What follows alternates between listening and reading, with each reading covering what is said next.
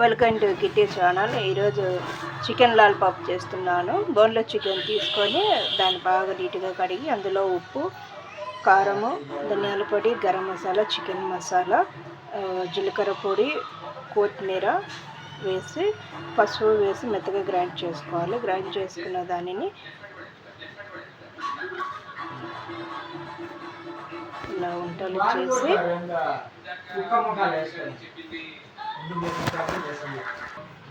ఇలా ఇసుపుల్లలకు పెట్టుకోవాలి.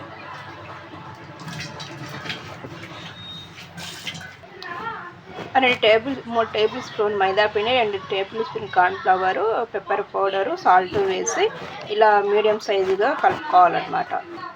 ఇది బ్రెడ్ పౌడరు రెడీమేడ్గా దొరుకుతుంది.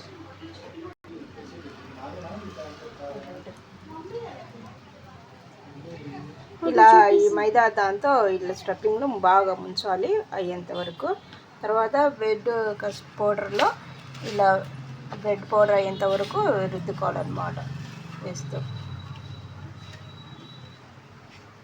దాన్ని కాగుతున్న నూనెలో ఇలా వేసుకోవాలి. ఎర్రకాలేంత వరకు ఉంచుకోవాలన్నమాట. ఇదిగోండి, ఇలా ఎర్ర కాలినాక తీసుకోవాలి. అంతే, చికెన్ లాలిపాప్ రెడీ.